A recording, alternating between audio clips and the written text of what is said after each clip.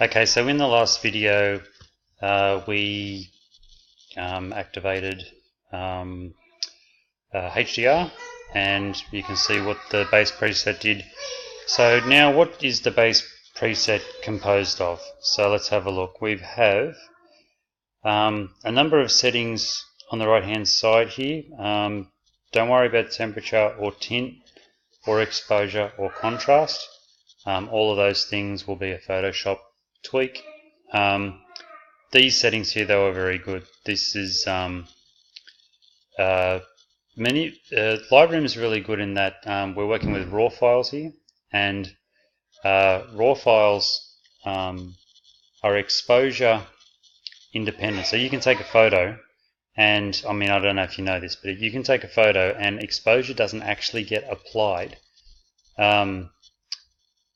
to the photo in RAW. It's completely adjustable, whereas with any other format the exposure is set. So I can move this up and down, and you can see that the exposure is completely able to be manipulated. Now if you want to muck around with the exposure, by all means, it's not a bad thing to do. I generally find that I don't need to touch the exposure, but having said that, you're welcome to. I mean, you just need to play around with these, but you know, I mean, that's not looking too bad. If I go back to the base preset, so what was that? I'll just go back to the base preset. So that's, and I'll go Control Z to undo. You can see that that's had a pretty good effect. I generally don't touch them, but I mean, they don't work too bad. Now, highlights are always at -100. Just leave it. Don't touch it. I've never found it any good bringing that back up. It just blows things out in the highlights, and we want to actually push the highlights in Photoshop, so leave that down. With the shadows, that's a good starting point at 81. From there, it shouldn't be too far away, depending on the image. Same with the white, shouldn't be too far away. And the blacks about there. Now what I've done is I have set this up so that it's a little bit underexposed, the image, because what you're going to do is you're going to push it in Photoshop.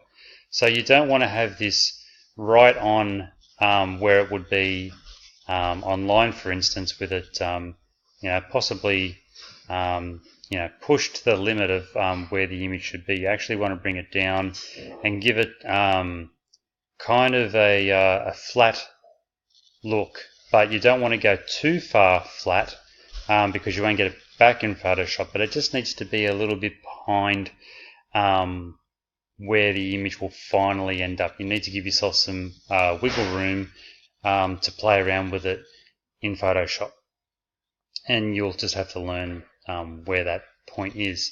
Moving down to the next section that's worthwhile changing is another set of settings in the tone curve. So once again, we can get more adjustment in the tone curve to get this image to look more natural, more pleasing to the eye, and once again giving it plenty of wiggle room. So we can see that, I mean, that's never going to pull back the sun, but if I go and have a look at you know, where we started off at, you can see that you know, where we've come you know, with this image using HDR and some Lightroom adjustments. And very quickly too, once this base preset is clicked, you've got a few sliders to move around, and very quickly you've got a huge improvement through the power of a RAW photo with the final result. So there we go, that's loaded back in. Now if I move down, luminance, don't worry about hue, saturation. Luminance you can use sometimes, particularly if there's a bright sky and the trees are looking a little bit unnatural in the highlights, like in these areas here. Sometimes bringing back the yellow will tone them down a little bit. I generally don't do it. I generally find Photoshop can help me with the hue and saturation, bringing the hue and saturation of the yellow in Photoshop down, but Luminance does work a little bit differently, so have a play around with it and see how you like that. The next section is detail. So in the detail, I have the luminance set at 50 and the detail at 96, and what this does is if I just click once, it will zoom all the way in. You can also grab this section here and move the image around. So this is a 1:1 aspect ratio here of the image. So if I just come back up, where are we? Here, so on the main bars, there's this little bar tick box here. You can turn off everything within detail with one click. So if I turn that off now, we'll see the difference. So there's some images more, some images less. I can see the grain through this image, and if I turn it back on, it'll come back in a second. There we go. So I don't know if you can see that, but it certainly helps, particularly once you export out as a JPEG. The noise becomes a little bit more pronounced. So having these settings where they are, I generally don't touch them. I find 50 and 96 works quite well, but if you have an image which is quite noisy, once you get it into Photoshop, there's significant noise. You may want to come back and definitely play around with noise reduction. As you would know, in Photoshop you can eliminate a lot of noise with the Smart Sharpen noise reduction. Sometimes you'll still find that there's too much noise in the image and you need to go back to here and start playing around with it. It's only rare. Very rarely will Smart Sharpen not work well enough, but if it doesn't, come back in here and tweak the noise reduction. The other point to mention is color. That can get rid of, sometimes you get color noise, so you get pixels which are pushed out, magentas, cyans, etc.